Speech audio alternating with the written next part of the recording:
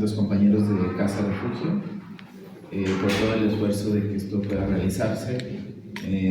Pues también agradecer el pequeño homenaje que le hacen al Guaymas, ¿no? María desde sus palabras, y pues nosotros estamos pensando en hacer un poco una mesa, ¿no? Que no quedara al aire solamente la película. Quizás hay muchas dudas, preguntas, algún comentario. Vamos a tratar de ser breves para tengamos toda la palabra, todas. Pues presento brevemente a mis compañeras y compañeros. Fanny González es una historiadora especialista desde hace mucho tiempo en el tema de la guerrilla, especialmente se ha enfocado en estudios de la Liga Comunista. Y Diego Lucero Estrada, pues no sé qué es, pero es un buen compañero, es hijo de Diego Lucero Martínez, muy importante dentro de los semilleros guerrilleros nacionales, ¿no? O sea, quizá él no alcanzó a ver la fundación de la Liga Comunista, pero sí lo pensaba, ¿no? O sea, él fue uno de los grandes ideólogos o soñadores, como decía Lucio Cabañas, sueños guajiros, pero un poco concretos en varias partes del país, ¿no? En esa época. Esos sueños del papá de Diego se cumplieron y pues eso, ¿no? Se vale soñar. Yo quisiera nomás hacer dos comentarios rápidamente en torno al documental, ¿no? O sea, siempre que lo hemos presentado y un poco pues por ser una historia que quedó mucho tiempo, digamos, en el mito de la guerrilla, ¿no? Y nunca se había podido ni siquiera escribir el libro ni nada, es qué pasó antes y qué pasó después, ¿no? Y en eso nomás quiero hacer un comentario a modo de homenaje, porque La Fuga en realidad fue el esfuerzo de los familiares, ¿no? De los guerrilleros allá adentro, de los compañeros, pero muy especialmente de las mamás, ¿no? O sea, yo recuerdo la historia viva y las mamás tuvieron un papel súper importante, ¿no? O sea, desde meter las armas, desde mantenerlos con vida dentro, de que las visitas fueran una realidad, y todo o sea, toda la logística, ¿no?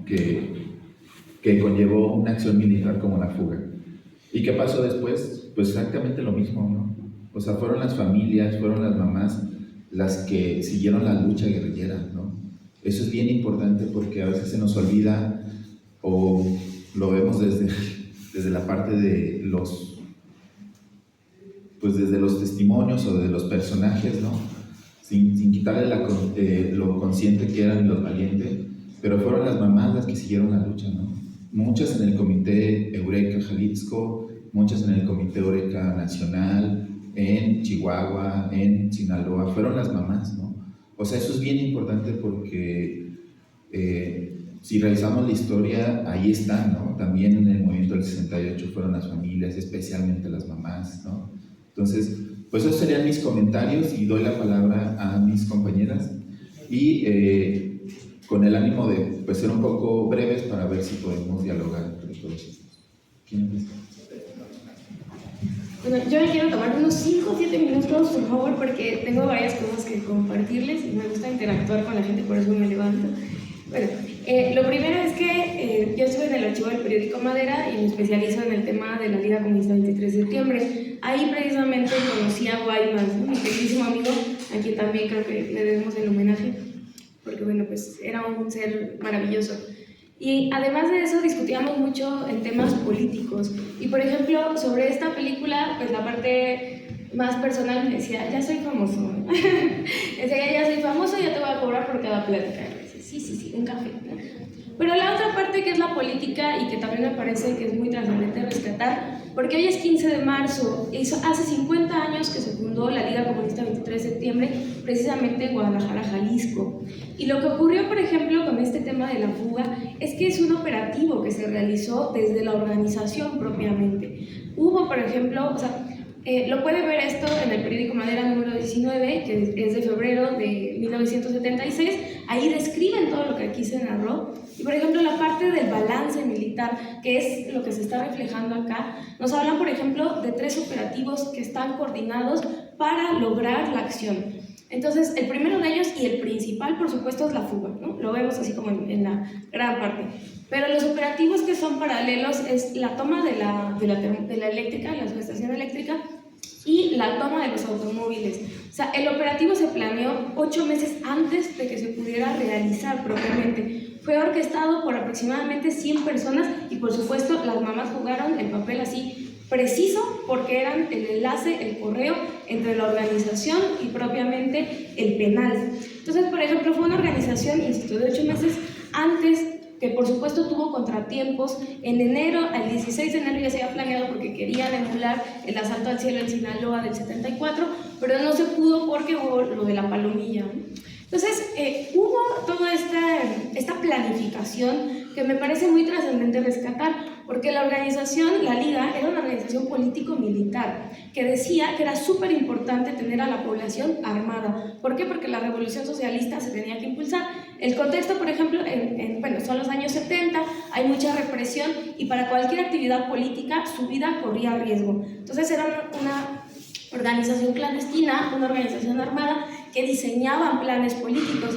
Este operativo, no se menciona aquí el nombre, pero se llama 29 de mayo, así propiamente, porque el 29 de mayo de 1975 ocurrió un ataque a una de las centrales, bueno, a uno de los comités de prensa de la Liga en Guadalajara, Jalisco. Cayeron precisamente 3 personas, Santiago, Humberto y Raquel.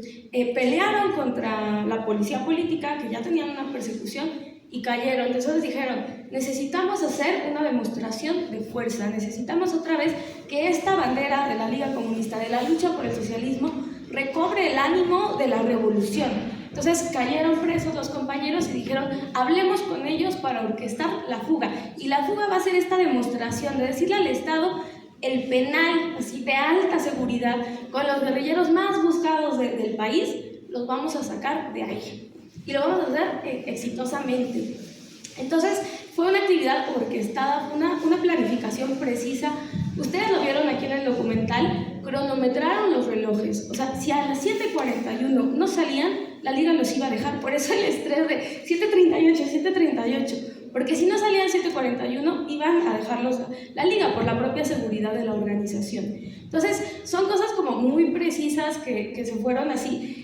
La cuerda, por ejemplo, no sé si quedó muy claro o no, pero la hicieron los militantes, o sea, la hizo Guaymas, la hizo Michel, la cuerda lo hicieron con el telar, o sea, ¿cómo iban a meter una cuerda? ¿Con cuántos metros son? 10 metros, pues hacemos la cuerda, hacemos la ropa, ¿cómo nos vamos a ir? Cada detalle era preciso, por eso es una acción que a mí me parece muy bella, como revolucionaria, como socialista, porque me hace creer en nosotras y en nosotros mismos, en creer como clase que tenemos la capacidad de confrontar al Estado y de ganar, de triunfar. Y esa es la verdadera reivindicación de este operativo. La Liga lo dice, ¿no? O sea, el operativo es precisamente para volver a moralizar a todas las personas que pueden decir, es que cayeron el 29 de mayo, los tienen presos, ¿qué está pasando? Entonces, quiero nada más resaltar como unos detalles también. A mí me parece una película súper bien lograda porque hacen una investigación histórica maravillosa. Las fotos que ahí vieron son de la Dirección Federal de Seguridad y muchas de esas personas están desaparecidas. ¿Cómo es posible que el Estado tenga fotos de personas desaparecidas? Porque el Estado las tiene, ¿no? Entonces ahí las está reflejando muy bien. Fue un trabajo maravilloso históricamente y de repente pues hubieron detalles que no se pudieron incorporar. Uno de ellos, que había una metralleta en la entrada del penal. Estaba anclada y estaba así apuntada para todas las personas, ¿no? Que pudieran, antes de hacer la fuga, o sea, ya era como de base. El combate tenía que durar 50 segundos, o sea, a la hora de llegar a la parte de arriba tenían que disparar y matar a quien se pusiera enfrente, pero si duraba más de 50 segundos, iban a detener a las personas, por eso todo estaba así como tac, tac, tac, y en el Madera 19 lo pueden ir viendo así cronometrado, ¿no? La precisión. Obviamente la película no puede abarcar todo, pero me parece que es maravillosa. Y ya cierro diciendo que, bueno, es un operativo que tiene que ser reivindicado como clase. O sea, yo me considero revolucionaria, yo milito en el Partido Obrero Socialista, estamos en contra del régimen burgués. Cualquier presidente, gobierno que esté a favor del capitalismo, para nosotras sigue siendo la contradicción de clase y nos da la vigencia de la lucha. Y entonces, por ejemplo, ver este tipo de acciones en la pantalla, ver este tipo de reivindicaciones, a mí me inspira muchísimo. O sea, yo soy así, la puedo ver 1000 veces y me inspira muchísimo porque es mi gente, o sea, como clase, como proletaria, haciendo una acción en contra del Estado y triunfando. Y no solo eso, les digo lo del periódico Madera porque en febrero sacaron el tiraje de este nuevo periódico donde hacen la reivindicación de la lucha. ¿Qué implicaba? El Madera se producía muy difícilmente, pero tenían todas las condiciones. Hacer un operativo de esta magnitud y sacar un Madera al mes siguiente, hablando del operativo, se tenía contemplado que eran 70.000 ejemplares por cada tiraje y a nivel nacional. ¿Qué le dice al Estado? Te ganamos, triunfamos. Tú nos quitaste uno de nuestros comités de prensa, tenemos más y podemos continuar en la lucha. Entonces, la peligrosidad de la organización en realidad son las ideas, porque la parte armada, o sea, es como elemental y apoya la lucha, pero ustedes lo vieron con Guaymas. O sea, ¿qué quería hacer saliendo? Regresar. O sea, porque la convicción y la necesidad de la revolución es inminente. Entonces cierro diciendo eso, que es una acción que tenemos que estar reivindicando y sentirnos como muy orgullosas y orgullosos de lo que hicieron. Y pues yo me sentía súper honrada siempre que platicaba con Guaymas y con Michel también, porque también lo conozco, hablar de estos temas. Yo decía, es que lo hicieron, ¿no? Lo hicieron y yo quiero hacer así, ¿no? Entonces es muy importante que podamos retomar esto, tomarlo también como nuestra propia historia y cuestionarlo, admirarlo también, y bueno, pues que esté en muchos más lugares, ¿no? Que se estudie mucho más.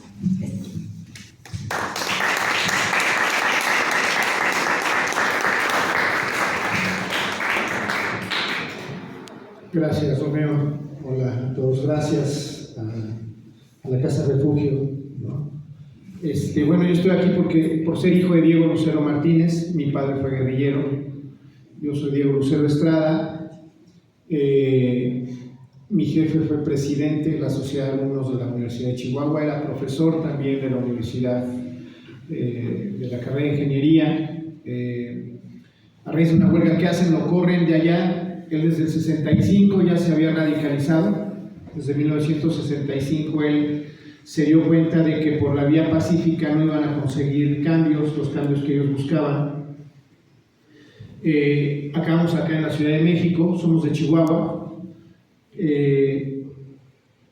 Él, con todos los contactos que tenía de los diferentes grupos, los que quedaron después del asalto al cuartel Madera, se empezó a relacionar con gente del FUS, del MAR, los procesos, gente de Lucio, etcétera. Él forma un grupo aquí y él dedica su vida y su actividad guerrillera en tratar de aglutinar a los diferentes grupos o expresiones armadas que se estaban dando por todo el país. Él fue básicamente el primero. Después Raúl Ramos Zavala comparte esa inquietud, pero vamos a pensar que mi padre tenía desde el 65 como guerrillero. Raúl Ramos Zavala y su grupo, los llamados procesos, deciden definitivamente ingresar al movimiento armado en el 71, específicamente después del 10 de junio. Entonces podemos mencionar a ellos dos como precursores de la liga. Ya el grupo de mi padre, que Lucio los bautiza como los guajiros, ya estaban actuando de diferente manera, interactuando con diferentes grupos. La guerrilla urbana, no necesariamente de mi padre, pero de los demás grupos de aquí, mandaron a unos 15, 17, 18 guerrilleros a que conocieran sobre la guerrilla en la Sierra de Guerrero, sobre la guerrilla rural. A su vez, Lucio mandó a 3 compañeros, que uno andaba con mi padre a todos lados, otro andaba con Leopoldo Angulo Luque y otro andaba con la Papa, le decían, Alfonso Pérez Rayón. Y andaban ellos tratando de aprender a vestirse como se viste la gente de la ciudad, a conocer las avenidas, las rutas de camiones, las rutas del metro, etc.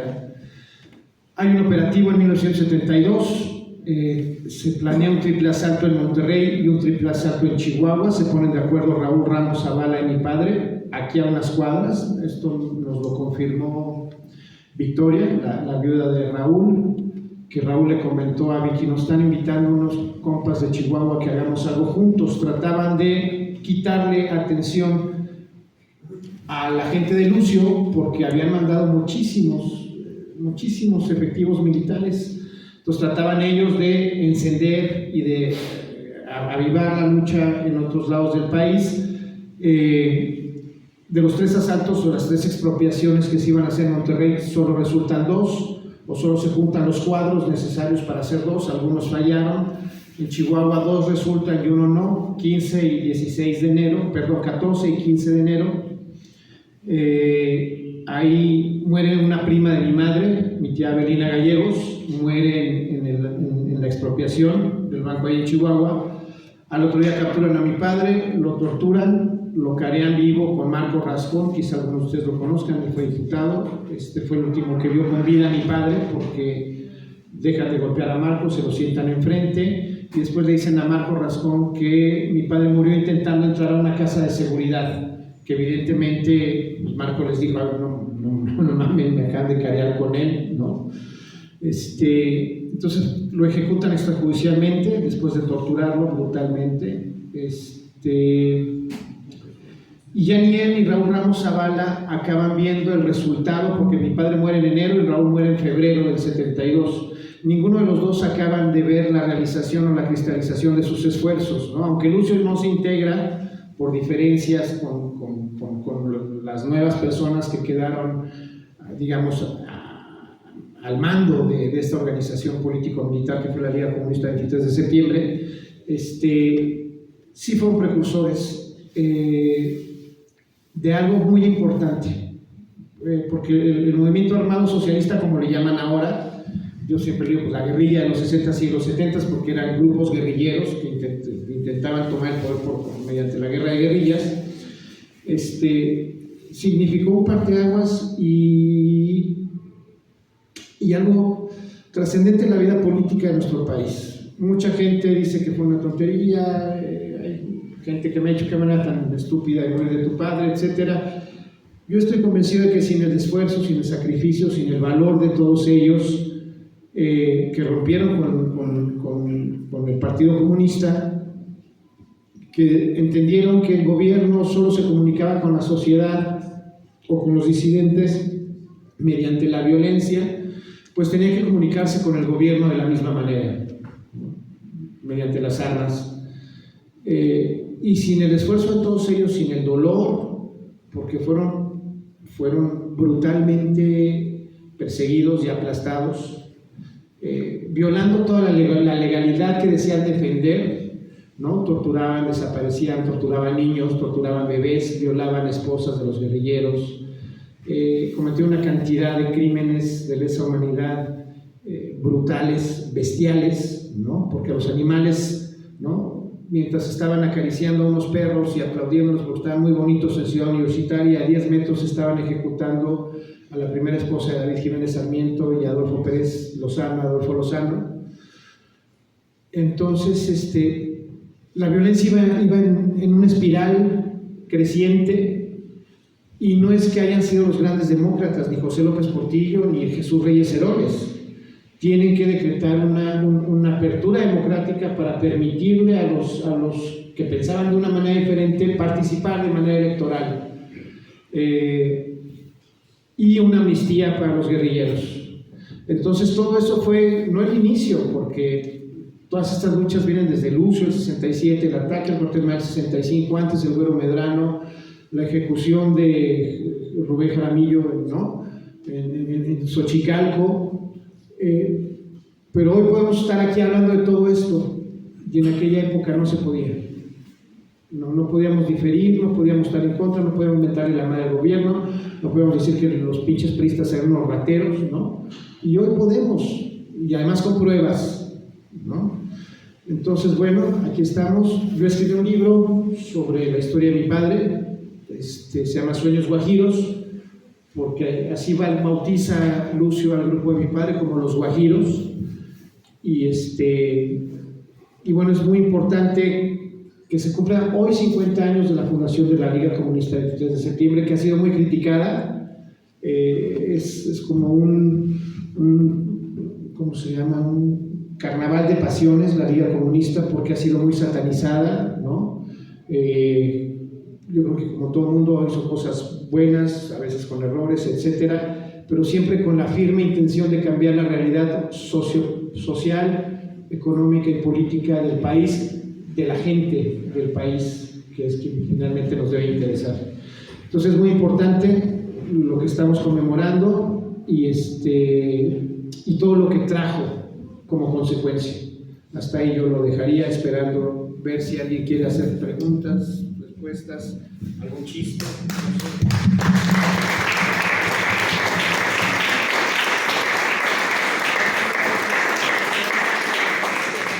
Bueno, pues abrimos las participaciones, por si alguien quiere hacer alguna pregunta. Solamente les pedimos que sean breves.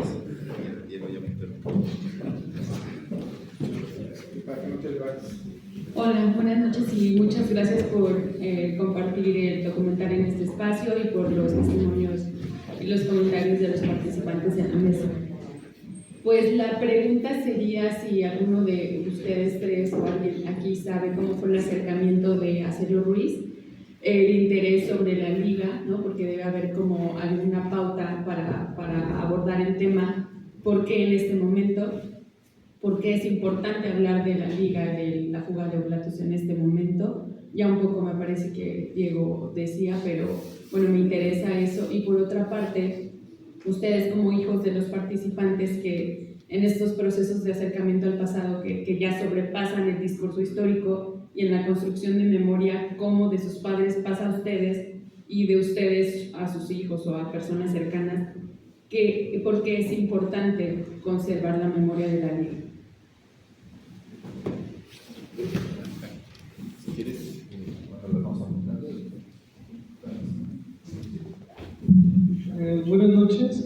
Yo tengo una pregunta acerca de la ideología que estaba dominante en esa época, porque si tengo entendido, todos esos ocurrieron durante la Guerra Fría y principalmente se manejaba una ideología anticomunista que principalmente Estados Unidos la manejaba en toda América Latina, y por eso propiamente fue un gran, o sea, esa sería mi pregunta, si fue una gran pieza importante para que todas estas luchas o movimientos fueran también de alguna parte echados para abajo, ¿no? Porque propiamente, aunque el propio Estado decía que los terroristas eran estas organizaciones, justamente ya ahora se conoce como terrorismo de Estado todo eso que hicieron en su momento los gobiernos de Cedillo. Ya está ahí también evidencia que demuestra que la CIA estuvo involucrado con ellos para financiar todos esos grupos paramilitares que hubieron en aquellos tiempos. ¿Le puedes pasar al compañero? Y si quieren ya cuando estamos en los tres, ¿o hay alguna más? Sí, buenas noches. Mi pregunta estaría encaminada a la identificación de la historia de los diferentes grupos que conformaron la Liga, sus miembros, su participación en cuanto en el movimiento histórico, los eventos en los que estuvieron y que repercutieron en muchas partes, principalmente aquí en la Ciudad de México. Te lo digo porque yo fui vecino y me tocó vivir la parte en la que cada evento que desarrollaba o realizaba la Liga se llenaba, sabíamos que habían hecho algo porque se llenaba de agentes, toda la colonia, y en más de una ocasión se llevaron a compañeros, vecinos, muchachos que únicamente se reunían a jugar fútbol y se los llevaron juntos, o sea, los tenían secuestrados 2 o 3 semanas. Los espantaban terriblemente, precisamente, pero para formar un movimiento contrario a aceptar lo que hacían los vecinos, lo que llegaban a hacer los vecinos. En este caso, en la dirección Gustavo Madero, y como vecinos de David Jiménez Sarmiento y de sus sobrinos y su familia. Ese era todo.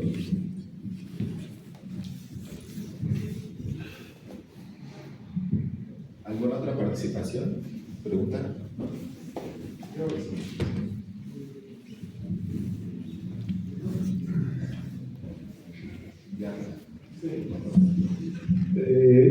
Pues doy las gracias a los organizadores de la charla y la proyección del documental. No tenía el gusto de conocerlo, voy a ser breve con solo unas cuantas palabras porque también quiero aprovechar para invitarlos a algo.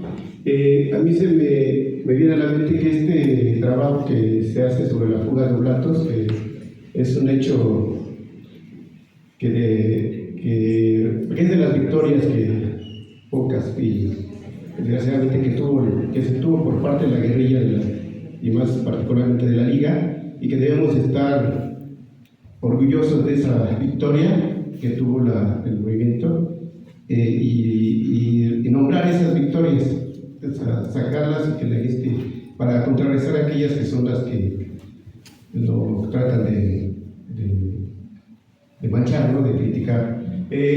Y creo que este documental, yo en lo personal conocí a Guaymas, lo traté como amigo, luego le platicaré a sus hijos cómo fue toda esta cuestión de la amistad con Guaymas.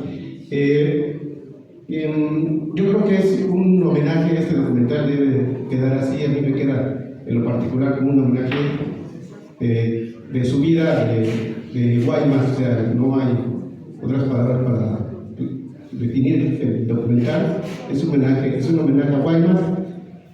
Ahora paso a la siguiente, quisiera invitarlos, soy parte integrante de un cineclub que tiene su actividad en el cine, bueno, no en el Centro de Arte y Cultura Futurama, que antes era Cine Futurama. Vamos a llevar a cabo un ciclo en abril, juntamos las fechas conmemorativas de marzo, porque se nos vino el tiempo, en abril, y empieza el 11 al 15 de abril. El ciclo se llama Zapata y los líderes emblemáticos de las luchas latinoamericanas, porque tenemos 5 documentales que queremos proyectar. En homenaje, uno para el aniversario de la Liga, el 50 aniversario de la fundación, otro para Zapata, otro para Camilo Torres, otro para Óscar Arnulfo Romero y otro por el Día de la Mujer, que también vamos a proyectar. Son 5 del 11 al 15, los esperamos a las 18 horas en el Cineclub. Gracias.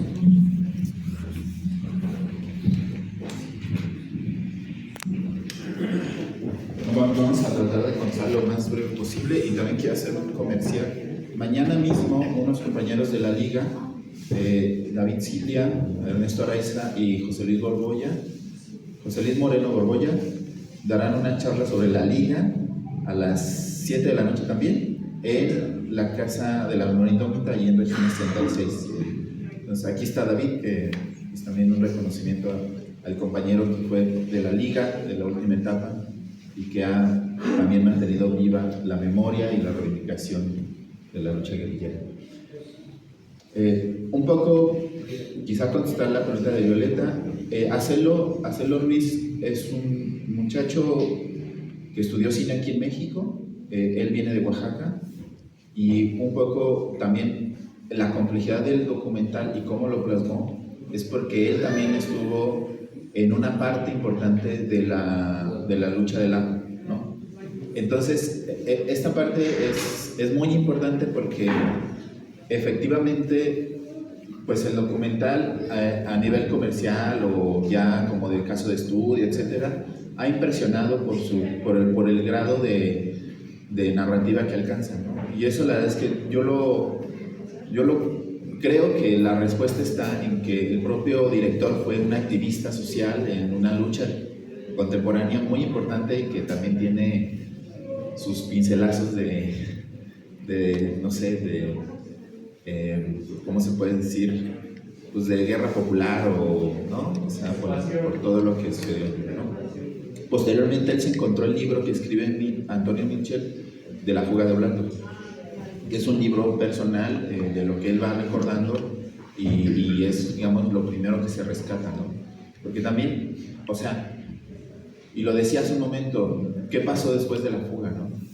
Y efectivamente lo que explica Fanny es verdad, ¿no? Fue una acción militar muy importante, pero también estaban contra un monstruo, ¿no? Un monstruo del Estado que echó todo y toda la maquinaria estatal contra este grupo, ¿no? Al grado de la cantidad de ejecuciones extrajudiciales. Una muy importante, emblemática, es Diego Lucero Martínez, ¿no? Porque los compañeros lo vieron detenido vivo y ileso. pero posteriormente muchas desapariciones, y las familias de los guerrilleros fugados, y las familias de incluso de las novias, etcétera, compañeras, fueron secuestradas. O sea, no solamente, los vamos a buscar, no, fueron y levantaron a todas las familias. En lo personal, la familia paterna estuvo una semana en una casa de seguridad en Guadalajara, totalmente aislados, torturados, con frío, hambre, etcétera, ¿no? Pero bueno, esa era la represión, ¿no? Y esa es culpa del Estado.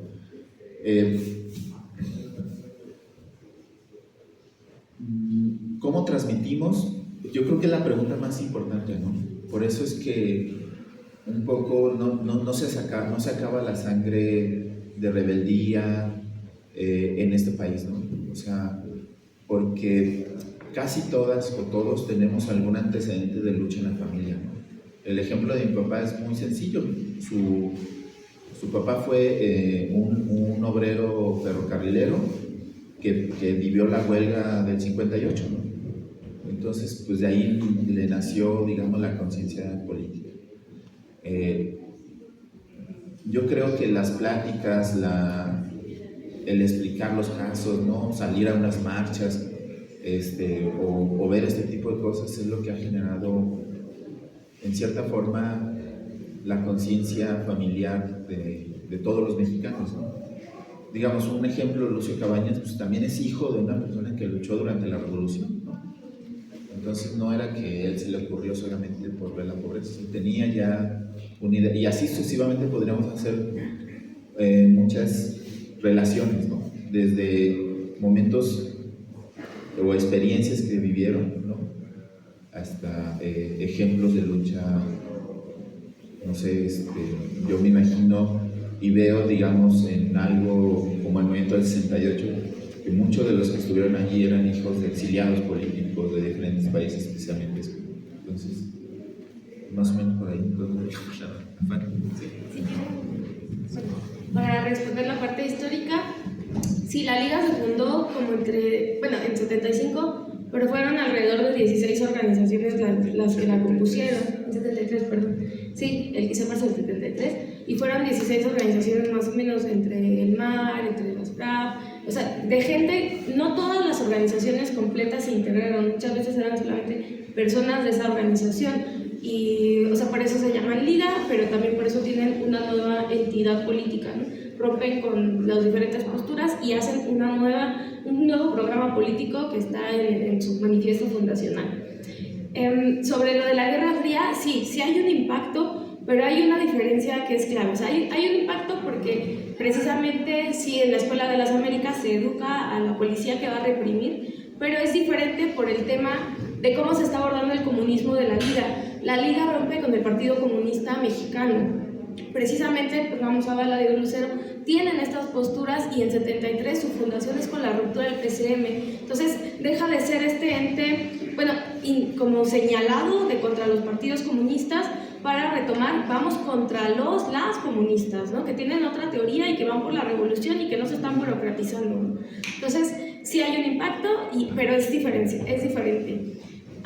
De lo de Acelo, por ejemplo, yo lo conocí en 2014. Él entró, fue al archivo del periódico Madera, yo apenas había entrado, y él precisamente dijo que por lo de Mitchell se le llamó la atención, y fueron muchos años de hacer la película, por eso es muy bien realizado, porque recreó todo, pues la Liga no se grabó, ¿no? O sea, recrearon las paredes, la vestimenta, entonces eso es increíble.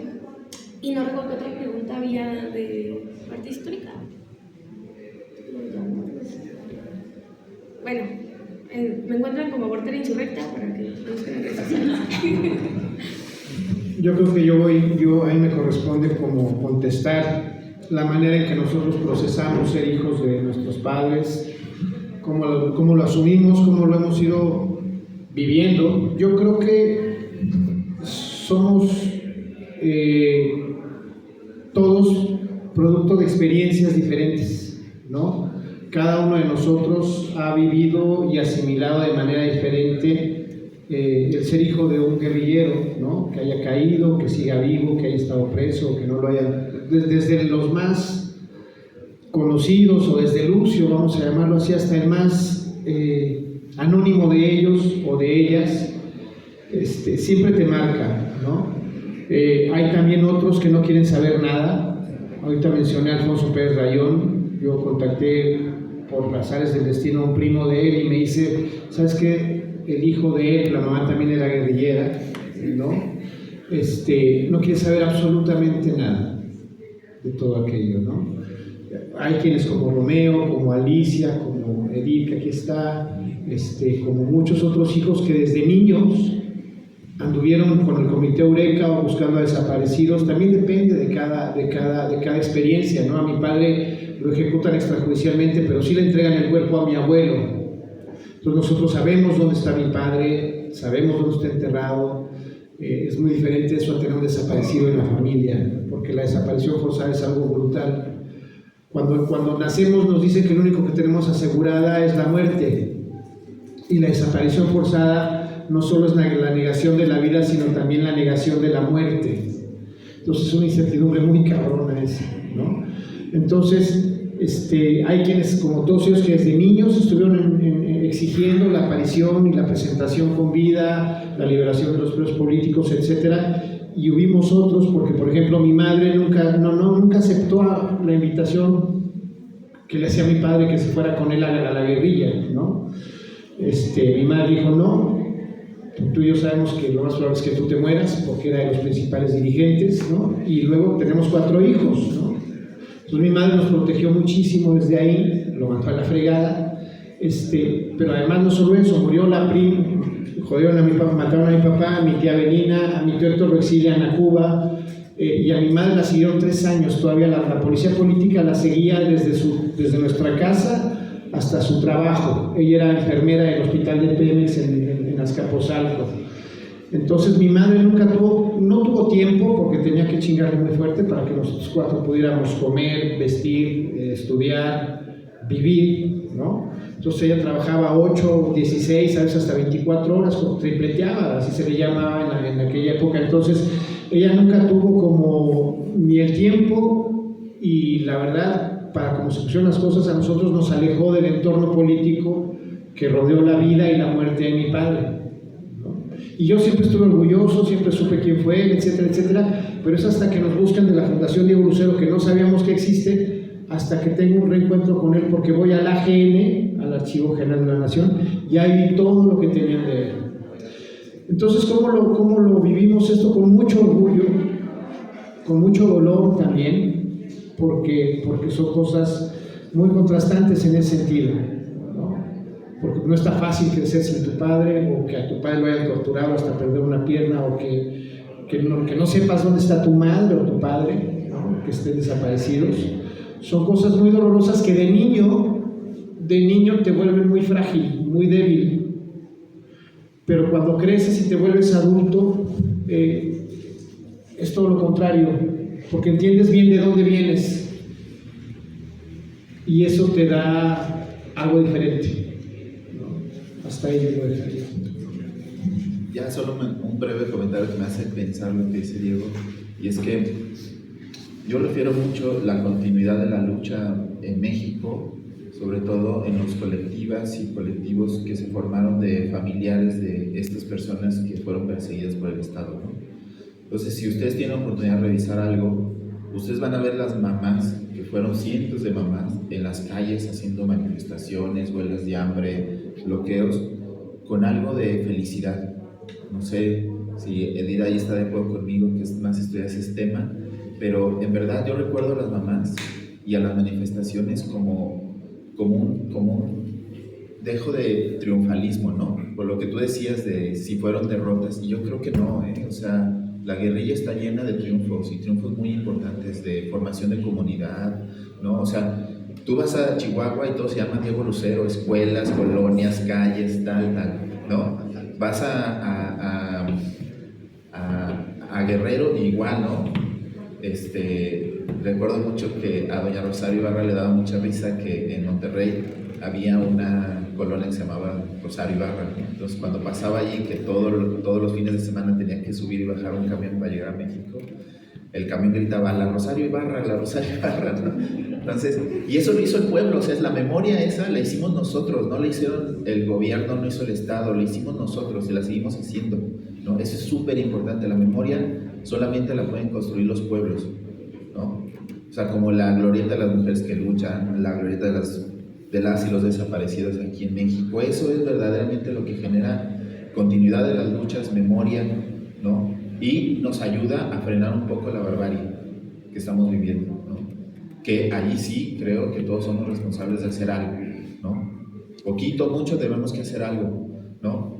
Lo que hace David es súper importante con el premio Carlos Montemayor, y otros compañeros que no quiero decir, que ya saben que me refiero a ellos, o sea, hay, ¿no? Y como nuestras mamás, o sea, no tenían nada, tenían una tela que pintaban con broche y salían a las calles a demandar lo imposible, ¿no? Porque sus hijos habían sido desaparecidos por el Estado, ¿no? Y en el caso de mi papá, brevemente diré, él alcanzó a ver a personas vivas en el campo militar y ese fue, digamos, su gran testimonio por muchos años, ¿no? Y pareciera como el destino nos alcanza, y un poco fue así, pero la muerte de mi papá hace casi ya 2 años fue por una herida de bala de su segunda detención, ¿no? O sea, las heridas producidas por el intento de ejecución extrajudicial fue la que le quitó la vida 44 años después. Pero también decirlo, pues vivió bien, ¿no? Consciente y valiente de lo que hizo, ¿no? Y acompañado siempre de su mamá, de mi mamá, ¿no? Su compañera, ¿no? Y haciendo un gran trabajo, porque pues la idea de la memoria y la idea de la lucha no termina en cuanto el Estado te aplasta, ¿no? O sea, a mí me gusta mucho decir que antes de la amnistía mis papás estaban preparando la segunda fuga, ¿no? O sea, mi papá no se pensaba quedar en la cárcel, ¿no? O sea, y eso es emocionante, es romántico, es apasionante y es muy humano siempre buscar la libertad. Bueno, pues yo creo que ya tenemos que cerrar. Las preguntas ya se cerraron, qué pena, ¿verdad? Y bueno, yo lo que voy a decir es que hablando de las madres, no hay que hablar del pasado, no fueron aquellas madres, las madres que buscan a sus hijos desaparecidos hoy son una fortaleza tremenda para todos, ¿no? O sea, son un ejemplo y son las que están haciendo memoria, las que están tejiendo verdad y son las que levantan la voz y son las que hoy en día, como sabemos, no solo les matan a sus hijas y a sus hijos, sino también a ellas y siguen adelante. Y hablando de los hijos e hijas que siguen detrás, también, bueno, Victoria, la hija de Romeo, cuando murió el Guaymas, que todos estábamos muy tristes, especialmente la familia. Y aquí, porque aquí vino mucho el Guaymas y esta casa todavía siente su presencia. Y Victoria me dijo, bueno, sí estamos tristes, pero yo soy la menor del comité. Entonces dije, bueno, sí, ahí sigue, ¿no? Ahí sigue el gen. Así que hay que seguir y bueno, es una celebración, ¿no? de los 50 aniversarios y todas estas cosas horribles que a mí me dicen, ¿por qué te gusta estar siempre rodeada de tantos dolores? Son también cosas gratificantes, es la memoria, es tejer la memoria, es saber la verdad, es defender la justicia, ¿no? Y pues aquí seguimos y seguiremos y muchísimas gracias por venir. Pues ahora sí que te voy a copiar con tu anuncio. La casa, esta casa, como les decía hace rato, es sede de Tlaxcuaque y aquí vienen a dar los testimonios de los compañeros que estuvieron ahí. Y ahora en marzo hicimos también como una programación que tenía que ver con Mujer y Tlaxcuaque. El viernes estuvimos aquí con la Nacha y otra compañera es guerrillera, haciendo también fiesta, porque pues como el 68, ¿no? El 68 pues fue un año muy doloroso la masacre, pero no fue solo la masacre, fue un año lúdico, lleno de besos, de minifaldas, de anticonceptivos y de muchos logros también, ¿no? Y aquí estamos haciendo un ciclo de cine, de ciclo de cine trans. Y van a decir, bueno, ¿y qué tiene que ver? ¿No? Pues resulta que la población hasta ahora que se ha detectado más numerosa, que estuvo en Tlaxcuaque, sobre todo que iba y regresaban por ellas, iban y venían, son las mujeres trans, fueron las mujeres trans. Entonces, pues estamos, pues que la gente conozca, que las vea, y el ciclo vienen ellas, ¿no? Vienen ellas y comentan con los compañeros, con el público, ¿no? Mañana van a venir tus amigas. Mañana y todos los jueves pueden, por favor, tienen aquí una película trans con las mujeres comentando. Sí. Nada más es un comercial rápido. Quisiera invitarlos a la entrega del Premio Nacional Carlos Montemayor el 11 de junio. Vamos a entregar una mención honorífica a 2 combatientes de la Liga póstuma, al compañero Javier Rodríguez Torres, por medio de su esposa Silvia Valdés, que cayó en el operativo contra Garza Sada. Y el otro es el compañero que cayó en Culiacán, lo ejecutaron, aunque formalmente está desaparecido porque no está disparado. Entonces esto va a ser el 11 de junio a las 11 de la mañana en Los Pinos. Ojalá nos pudieran acompañar. Se va a las 11 de la mañana, se va a entregar el premio nacional a otras personalidades, pero entre otros a 2 combatientes de la Liga Policial. Nada más se me había pasado, disculpen todos. Nosotros formamos parte del plantón por los 43 desaparecidos de Ayotzinapa. En este momento, pues vemos que el Estado continúa desapareciendo a la gente. Mucha gente se nos acerca al plantón y nos exige, muchos de ellos, que nos levantemos y ya aceptemos lo que pasó. Hombre, pues cada una de las personas que tienen hijos desaparecidos lo van a entender. Es imposible levantarlo. Y nosotros le decimos 3 razones principales, nada más. La primera, no ha habido una resolución. No hay una solución, no aparecen los muchachos, entonces sigue existiendo la razón por la cual estamos ahí implantados. Ya tenemos 8 años y 7 meses ahí. Y continuaremos y los invitamos a que participen también. El segundo punto, al no darse esta solución, si ellos, con esas condiciones en las que ya el mundo lo conoce, con todo lo que se tiene de información, con todo lo que tenemos en todo el mundo, todo lo que se sabe, si no se ha resuelto, ¿qué esperanza tienen todas las demás personas que tienen desaparecidos en ese país? Ninguna. Y el tercer punto, que es el más, que se me hace más terrible, es el mensaje que están mandando este gobierno y todos los demás de la impunidad con lo que lo están haciendo, con lo que siguen continuando haciéndolo, siguen desapareciendo a la gente, y no es desde ahorita, lo estamos viendo desde Jaramillo, de todo el 68, de todo el 71, de toda la Liga Urbana, de todos.